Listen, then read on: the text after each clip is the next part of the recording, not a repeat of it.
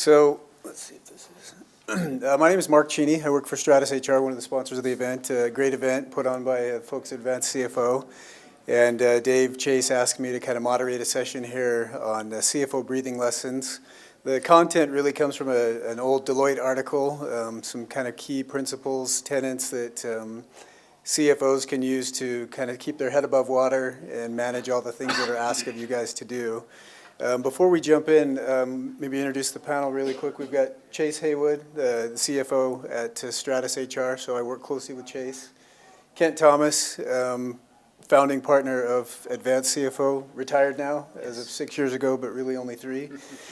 And then Rob Lund, also a CFO advisor at Advanced CFO. So a wealth of knowledge up here as well as out in the audience. So I'm going to do it a little bit different. I've popped into some of the other sessions. We're going to do a little different today in this one. Kind of give you some slides to kind of show you what these 9 breathing lessons or tenets are, and then we'll talk and have questions of the panel. If you guys have questions or comments, you have a wealth of experience as well. We do have a mic that we can pass around if you do have a comment you want to add. So really quick, CFOs really have a lot on your plate, right? And there's a lot that's asked of you. You play a lot of different roles. You've got to be the catalyst to stimulate behaviors across the organization to achieve the strategic goals and objectives. You've got to have the strategy. I know we talked a lot about strategy in that kind of keynote opening session that, that you're there to provide business direction and be the sounding board for other departments. Also, you've got a responsibility to be stewards over the assets and the valuation of the organization. But you also have some operational challenges or charges that have been given to you as well. So again, a lot to juggle, a lot to go off of, and just kind of keep those areas in mind. I know you're probably keenly aware of all of those things, but as we talk a little bit today and the panel considers questions, think about ways that you can focus more of your time on the things that matter the most. And I would say, what would you guys say of those 4 areas is most important from your perspective? The strategic, the catalyst, the steward, the operator? Anyone want to field that first one? Sure. Go ahead, Rob. From my perspective, strategy, because if you don't have a clear strategy of what you're doing, then the other things might be unconnected and working against each other. So yeah, in my mind, it's developing a clear strategy and then aligning everything else with that strategy. Okay, thank you. Any other comments, Chase? Yeah, I'd agree with that.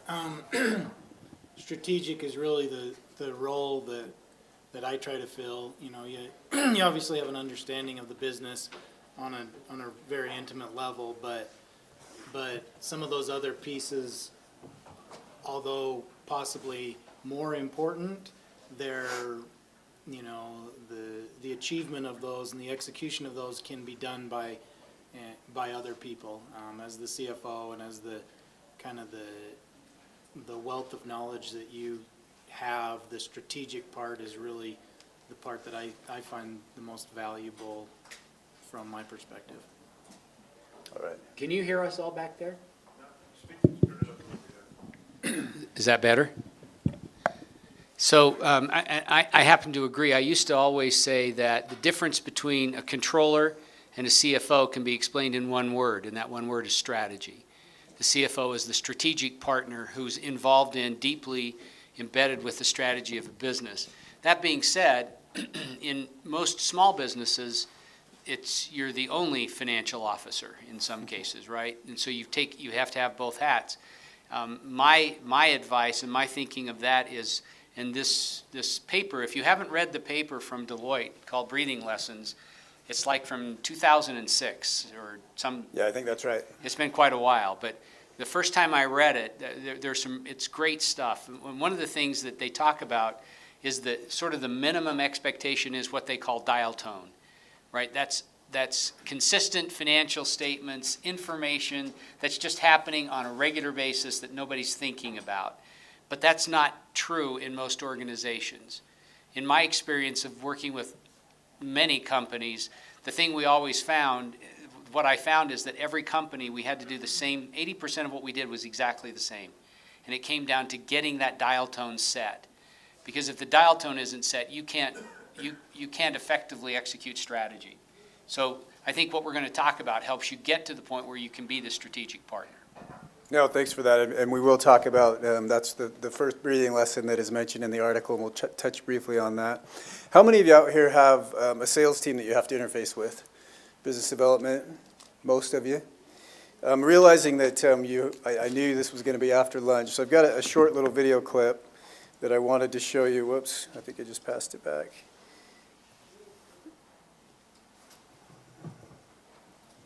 Hoping this works.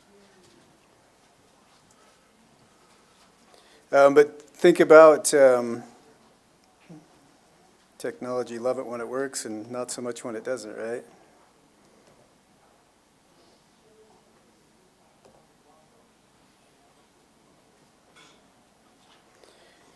Let's see, sorry. Where's your IT guy when you need him? Yeah, where's the IT? I swear I just tested this and it worked. But I don't want the notes. Anyway, we may end up skipping this, but I did this partially for my CFO, Chase, because I'm on the business development side of things, and I thought there's some applicability here, but I know Chase would get a kick out of it. I'm hoping I can get it to work here. It looks like it's playing.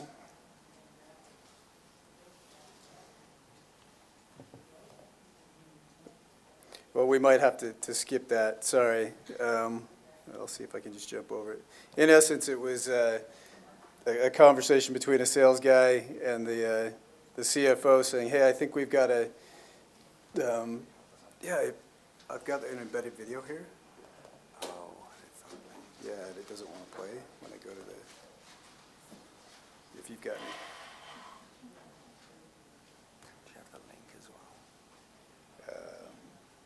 Yeah, we can skip it. It's not that big a deal.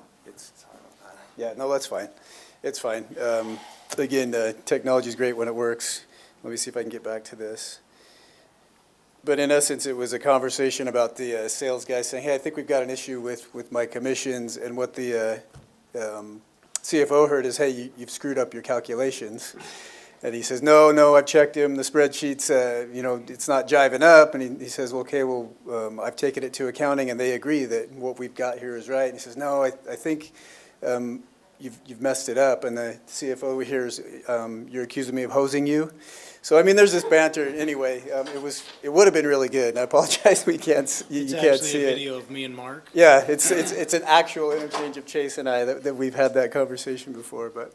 Nonetheless, let me see if I can get back into the view here to where I can get rid of this notes. Let me end it. What would you guys say is the biggest challenge facing CFOs today? What would you say? I know that's a general, kind of a broad question. For me, it's really trying to focus on what's the most important thing to manage. And sometimes that can be day by day or hour by hour, but the most challenging thing is figuring out how to allocate yourself as a resource to manage and drive all the resources of your organization. Like we've heard all day today, we're being pulled in so many different directions, over people, over culture, over communication, over operations. So trying to decide what's the most important, and it really, for me, it starts with you have to always start with the vision of the company. Where are we going? Where do we want to be? And then kind of organize and back into your day, your week, your hour accordingly. Well, I'm out of the business for 3 years, so I'll tell you what, from my perspective, as I was exiting, and I sit on the board of 4 different companies, so I interface a lot with the CFO and give them a lot of advice, but I don't do their work for them.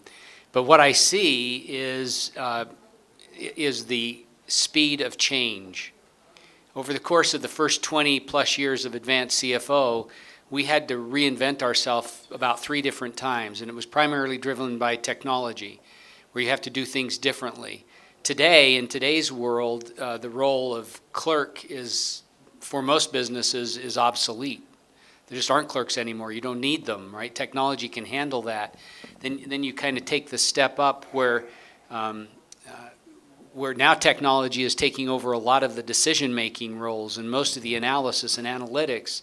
And so it becomes difficult to manage, I think, how that technology is changing and the speed of change, and the CFO has to manage that with all of their various roles and functions and responsibilities, is how do I make those changes and how do I get them into my business and how do I make those things work so that I can actually do my job and not get caught off guard by suddenly, we're completely obsolete because of a new change in technology. Yeah, if you envision time as in a triangle, and at the top, if you put it into 3 sections, the bottom one being the gathering the data, closing the books, getting everything together, is usually in a company's the most time is spent there. And then the middle side is the analyzing the data, and then the top side, a little bit of time is put into consulting. But really, it should be flipped upside down, where it's very quick and easy to close everything, you get data, you analyze it, but most of the time is value add. So the difficult thing is trying to get a company to switch that, to invest the time and resources to flip that upside down so you can be adding more value. But that's probably the biggest challenge is, do they want to spend the time and effort to flip that?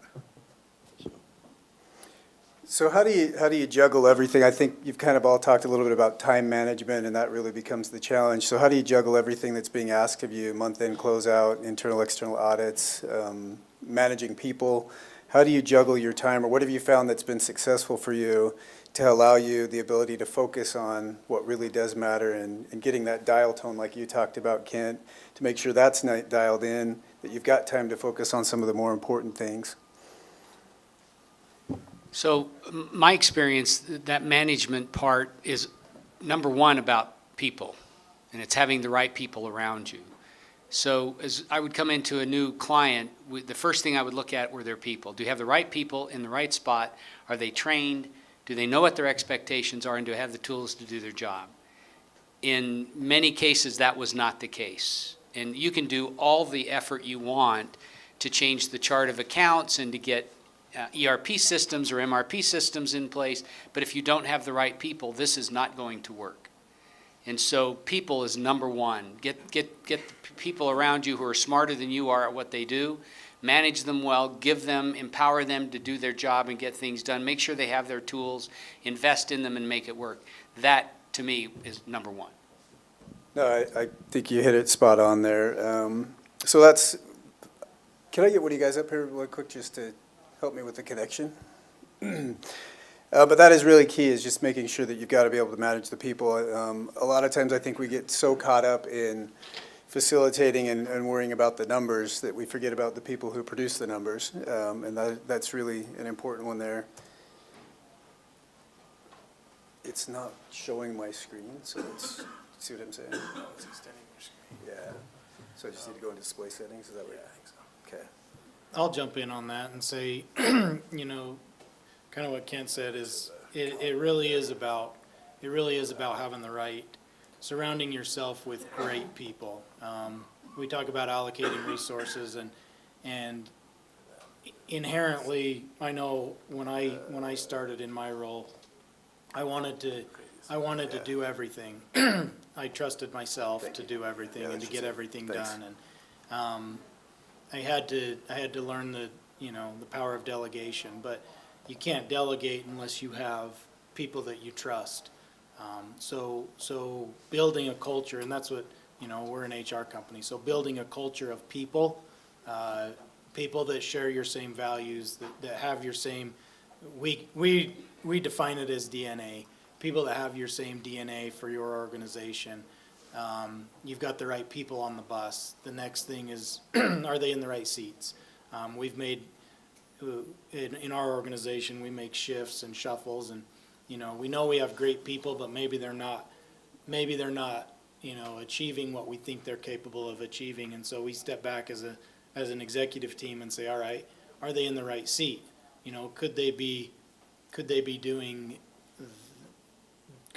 reaching their potential better in another seat? And so taking the time to step back as as busy as you are, taking the time to step back and think about your people and think about their growth and their development. He said another thing that I love is surround yourself with people that are smarter than you. I always talk to our CEO about, people we bring on or people that are part of our team. I want to be surrounded by people that are better than me, to push me to new levels. And it's better to know that you're having to fight to keep up rather than you're trying to drag someone along. All right, thanks, Chase. So how do you know if you're not investing enough time in your finance activities? Tell me, and you don't have to do it by raise of hand, if any of you have found yourself in these positions or finding yourself that maybe your closed calendar includes weekends, you're delivering a lot of reports, but really ounces or very little insight.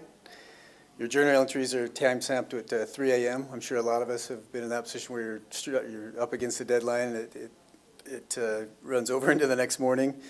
I really like this when you say chart of accounts and somebody asks which one. So there's obviously an opportunity for us to kind of consolidate and get everybody on the same page here to make sure that you're being able to hit on those strategic goals and efforts.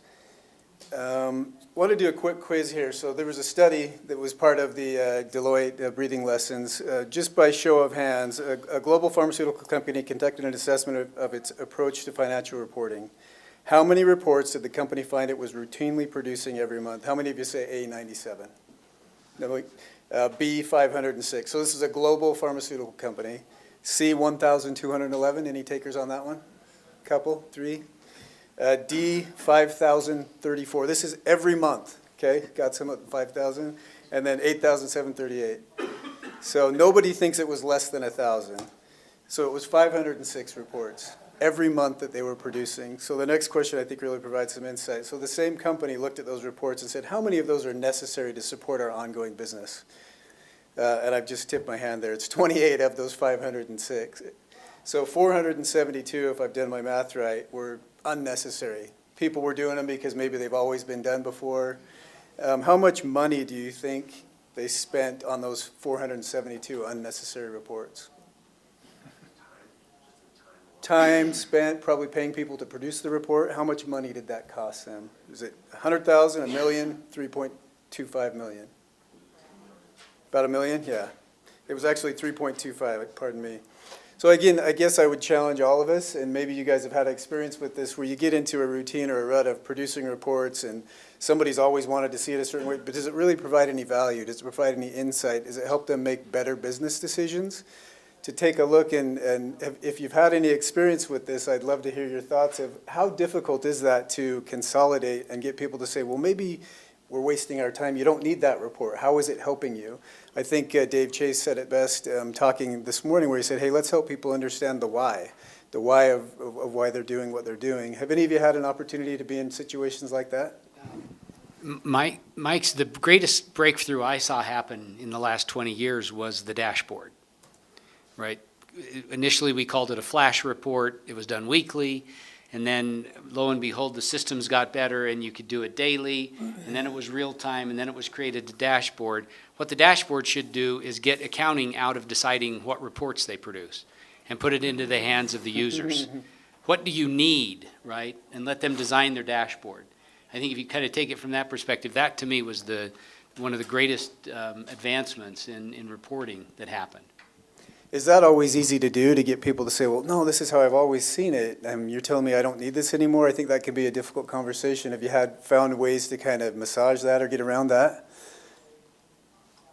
I'm not in the same role as these guys, but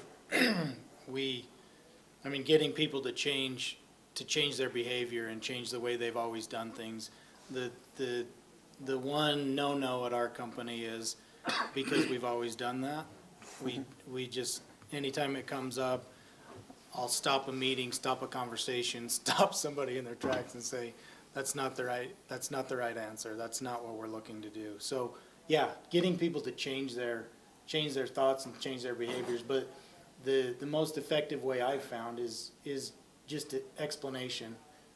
Dave talked about you answer the whys. Yeah. So lead everything with why conversation. Explain why from your perspective that report's not needed. Yeah. Yeah, and I think those are great, and I think it's also helpful to ask the individual who's asking for the, well, why do you need this, what's it doing for you, and kind of put it on them to justify your team continuing to maintain and produce that report.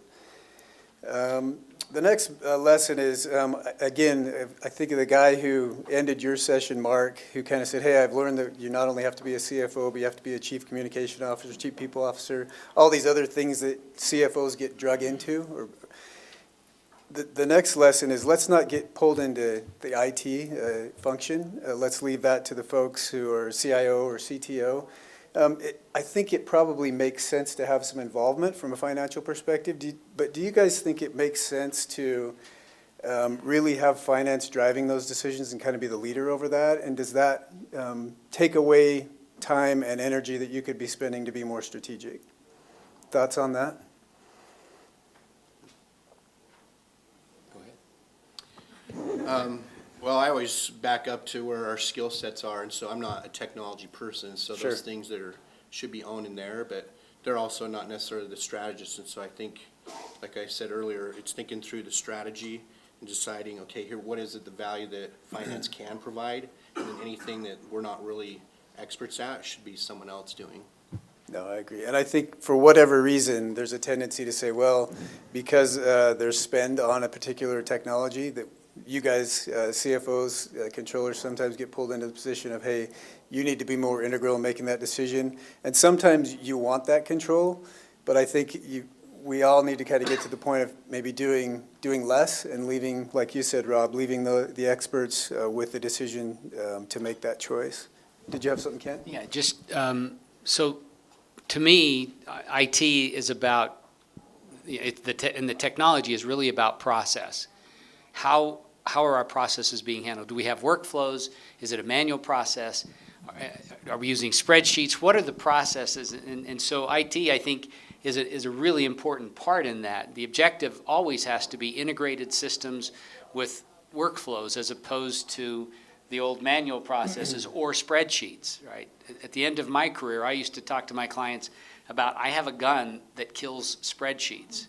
And if you're using them, we're going to destroy them. I don't want to see any spreadsheets in use, especially for transaction processing. So, but IT plays the role of getting the right technology in. But my experience in many implementations is if finance wasn't involved, it doesn't go well. So it's a collaborative process where finance can help drive the strategy part, how we're bringing this together. But let the guys who know technology figure out what the right technology is and how to put it in place. So you have to work together. If finance turns and walks away, you'll have a disaster.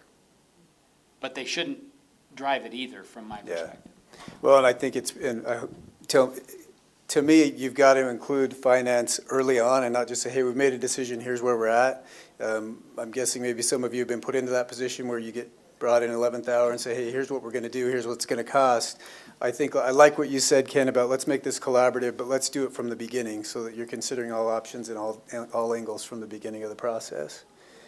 This kind of graphic here, yeah, Chase, did you have something? I was just going to add one thing. In the last breakout, the IT guy in the room said, he asked the question, is why is finance usually over the IT department? And in my mind, I was thinking, well, it's data integrity. Like we have to, ultimately the finance arm is responsible for the numbers that get output.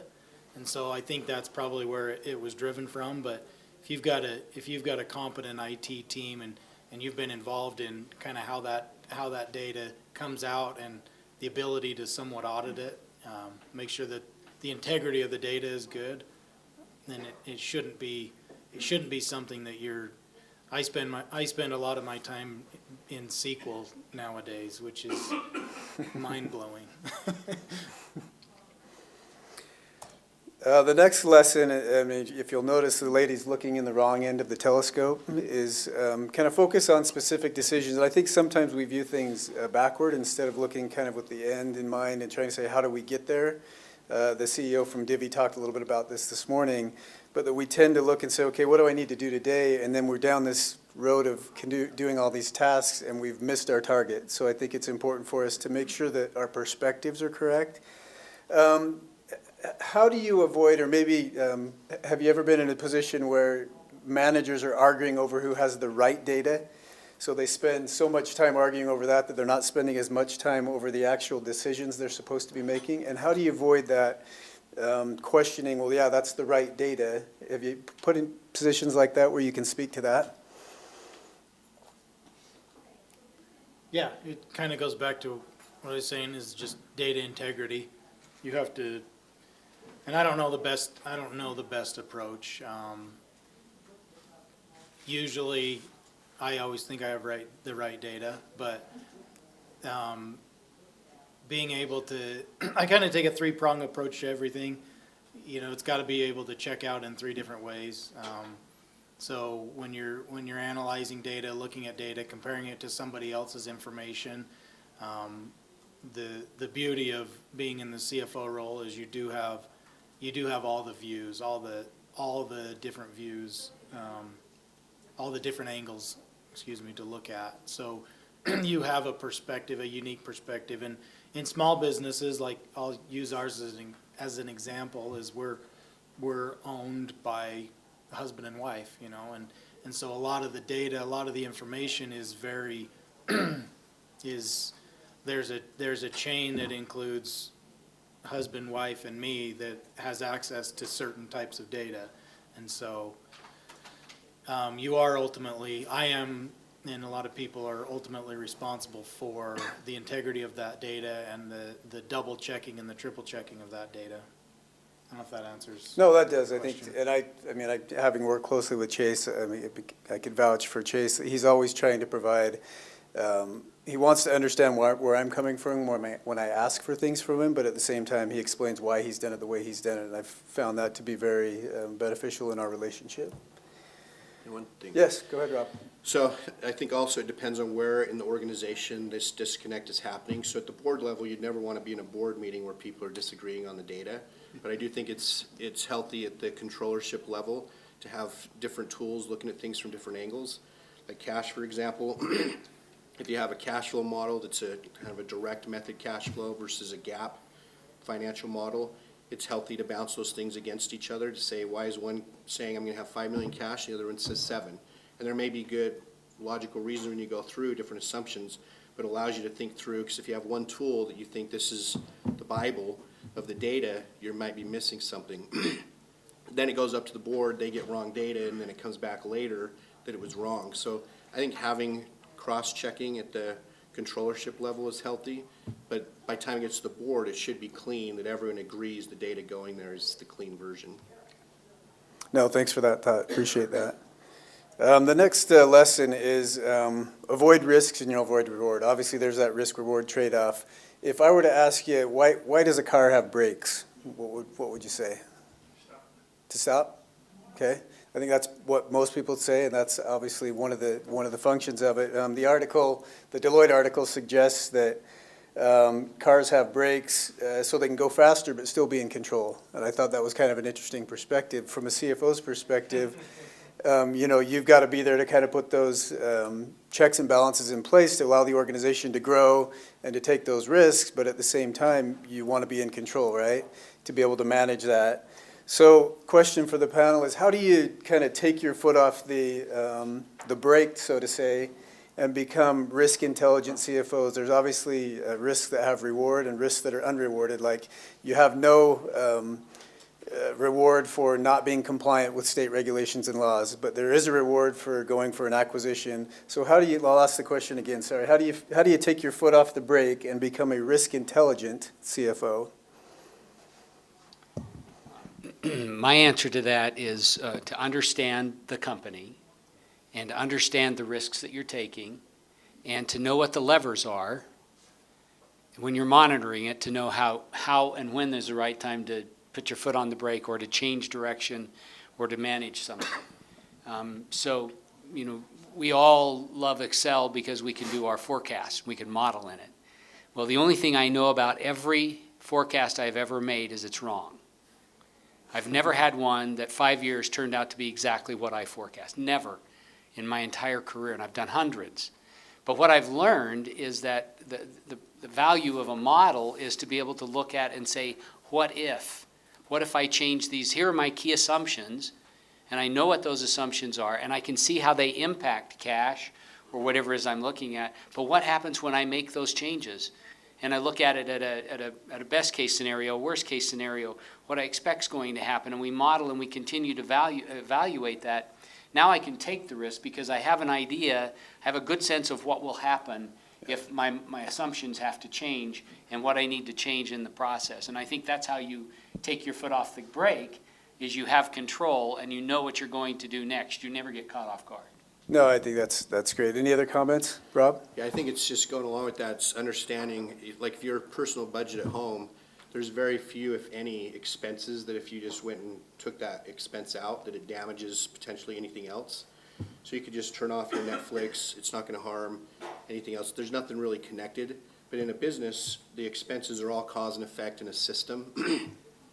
You've probably been in companies that have made the mistake of saying, okay, 10% cost cuts across the board, where there could be a department that actually needs to raise some of their expenses, others may need to cut 20%. And so it's really just understanding that cause and effect in the business and knowing what am I spending, what should that be producing. There's a client just recently we were working with, and it's a software company, and so we're looking at the payback ratio, and it just wasn't really that healthy. And in the original plan, we thought we were going to spend and bring on a certain amount of sales and marketing people. But as we went through it and looking at that metric and just looking at other metrics, we saw that the win rate just wasn't high enough. We were getting in front of plenty of people, but just not enough of them were closing. So we looked at it, it was just the product fit, and we decided, well, let's spend more on R&D to fill those gaps, and then once that's fixed and the win rate goes up, then spend more on the sales and marketing. So it's understanding those levers and when to spend and how they're related, so. Yeah, thanks for that real-world experience. I think it's always nice to see the applicability in today's world and what you're working on.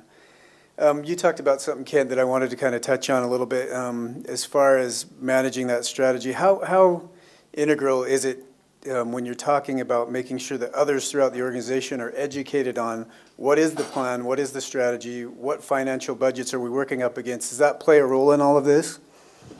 Yeah, serious role, right? That's another area that finance shouldn't have sole responsibility for, and that's budgeting, right? It never works if you just turn it over, and I can't tell you how many times I've seen it.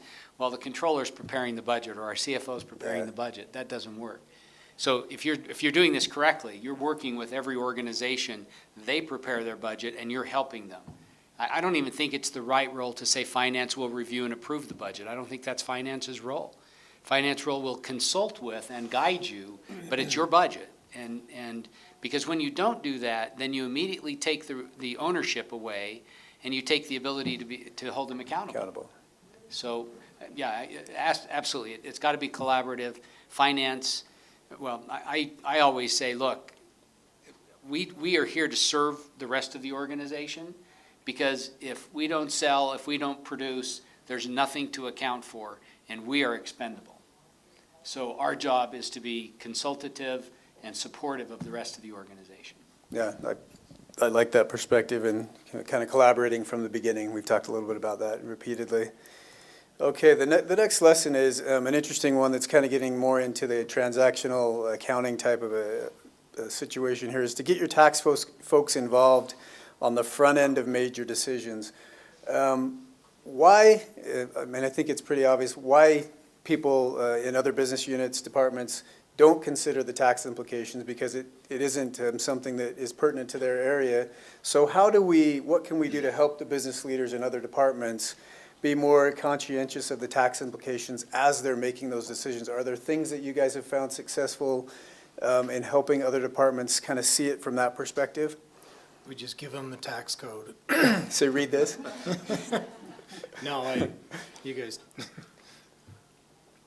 Go ahead. It's always, I think, a challenge, just because a lot of CEOs, they're just focused on the business side, and they feel tax is just kind of a necessary evil type thing. And so a lot of it's just having to get partnered with someone that knows tax.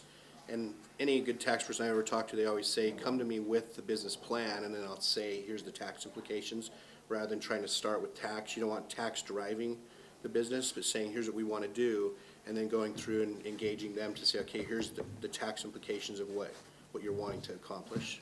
That's how I've tried to approach it. So if you want to kill it as a business, if you're a CPA and you want to do a great thing, the single most common complaint I hear about CPAs, especially tax preparers, is they never call me.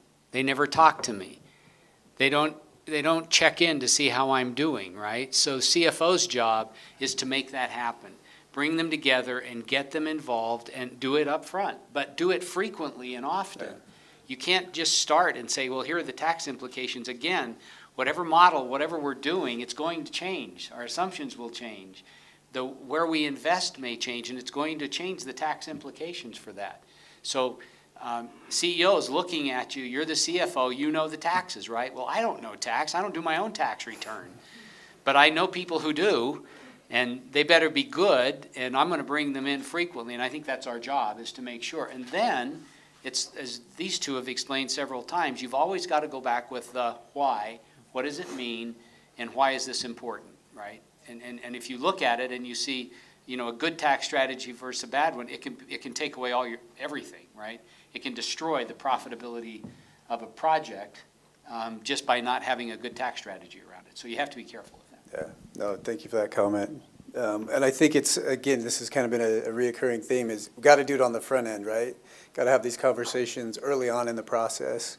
To your point about, you know, tax strategies, there's a chart behind you that if you work with a tax accountant to plan this out, in this, you know, rudimentary example, the tax rate dropped from 35% to 20%, resulting in a $510 million savings. And I don't know the specifics of what this purchase was or the situation here, but again, I think it illustrates the point that if you don't give the tax accountant the opportunity on the front, then you've left a lot of money on the table. The seventh one is an interesting one that I think, again, was talked about earlier this morning about, hey, sometimes people get so caught up in the, hey, my prestige, my worth to the organization is how many people do I have under my wings, you know, my span of control, if you will. And I think it's interesting that rather than look at it that way, it should be your sphere of influence. And that doesn't mean you have to manage the individual, but that you can influence them by having, being involved in their department meetings and helping them with some of those bigger capital decisions. You see an empty nest here. How many of you like to hire? Want to hire somebody, train them, turn them loose? And I think it's one thing to turn them loose throughout your own organization. That's easier to do than watch them walk away to go to somebody else. But wanted to talk and pose the question to the panel, what value do you see in having somebody who knows finance and how your organization, what the strategy is, what value is there in having somebody like that in another department, if any? Well, I mean, from our perspective, we make a lot of decisions based on the ultimate financial goal of the company, right? And so having somebody that understands pieces of the financial arm of your business obviously helps.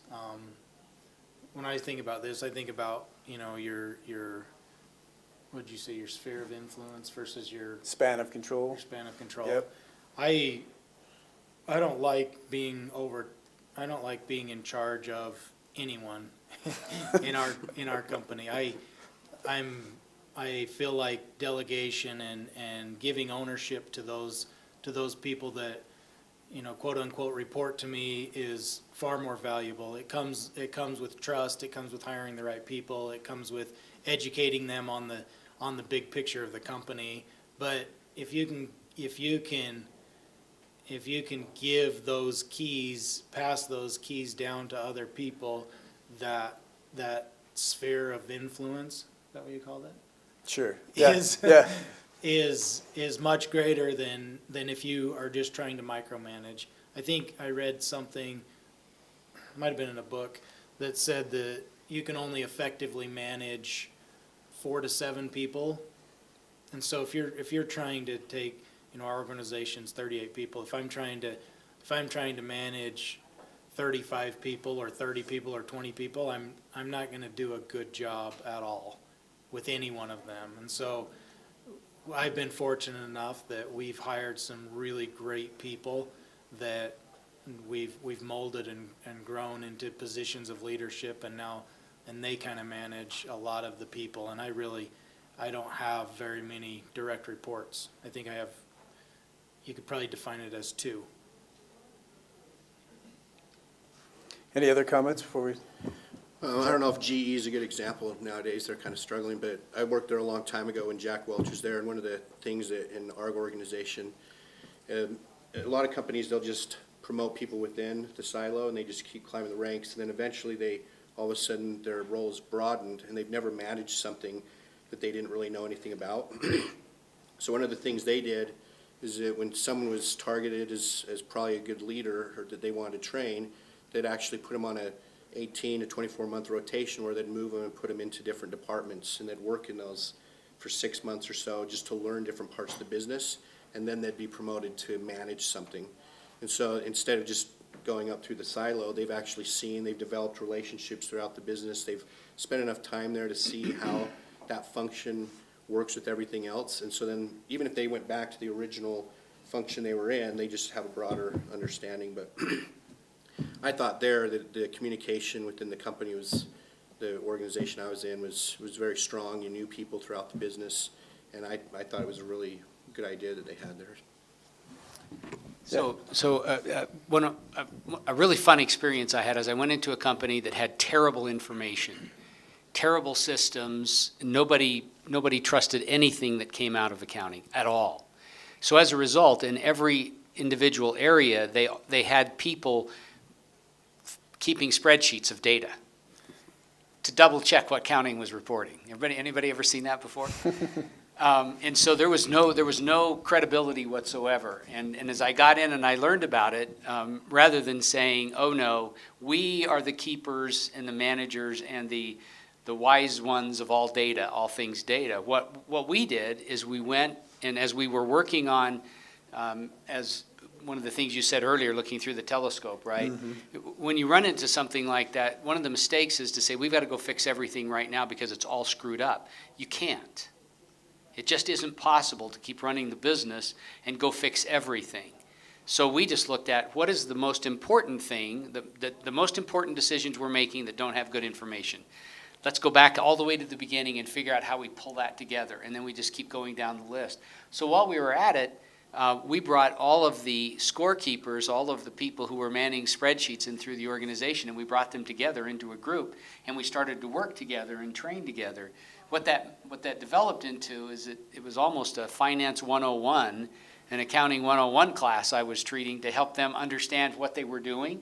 I wasn't trying to take their job away. I was trying to help them do it right. And when it got all through, we got rid of about 2/3 of the accounting department and left them in the organization. The VPs all felt better with them there, but they were doing our job. And then we put in place an ERP system that allowed them to input that data and bring it together. And it was one of the best organizations I had ever worked in terms of collaborating and cooperating. And they knew each other and they worked together and they were all part of, and they all believed the data because they had their role in it. So it's not something I designed, but it was by necessity, but it's an interesting thought of a different way of looking at it. No, for sure. And I like the idea of not having everybody operate in their own silos, and there's more cooperation. I think there's value in that for sure. And I don't know how well you can see this, but there's a kind of how good at you are peddling influence or trying to create a financial literacy throughout the organization. If you can see that, I think it would be interesting to kind of score yourself on, I don't initiate contact with business unit leaders unless there's a problem. 1 is you disagree, and 5 is you agree. Kind of keep a tally of where you're at, and then there's a scoring at the bottom. We'll just run through these really quick. Line managers are always complaining that they don't get enough time from finance. 3, I keep my best people close to me in finance. You agree or disagree with that? Again, 1 is disagree, 5 is agree. I'd rather have a root canal than spend an hour with the head of that business unit. Luckily, finance is the only place business units don't recruit from. I need to own more areas to have the influence I want within the company. So obviously, the more that you're agreeing with those, a score of 25 or higher is you're way too isolated from the business, you need to get out more. Why is that so integral to the success of a CEO, do you think, of not siloing yourself and putting yourself in an isolated position? And what ways have you found that have been successful in not creating that kind of an environment where you are kind of over here and nobody wants to go talk to finance and you don't want to get out and see what's happening in the other departments? Are there things you found to help with that? Talk. Get out and talk, right? Talk to the VP Finance, talk to the marketing guy, talk to the CTO, talk to the production people. You got to get out of your office and talk and get to know them.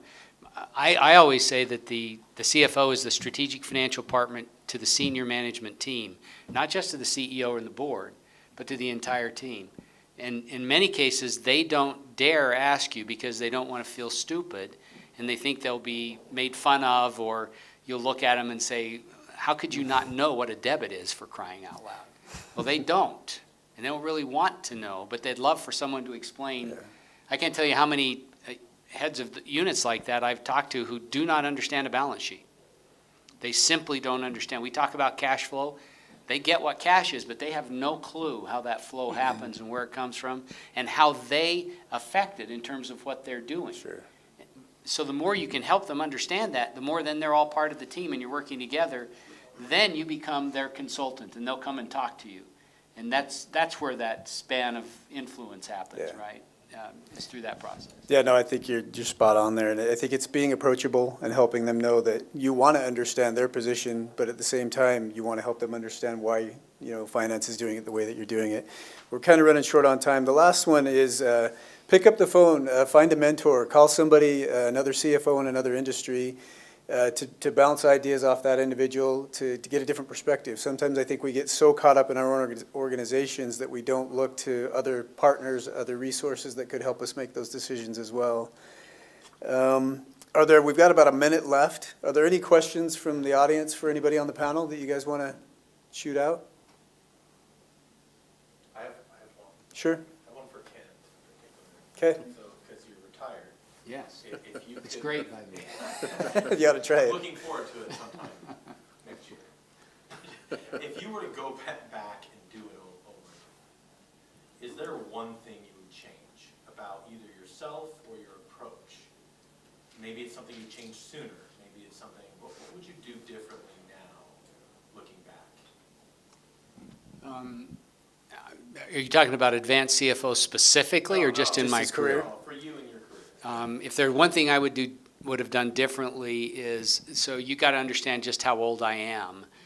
In college, an IT class was really literally punched cards in a data center that you submitted, right?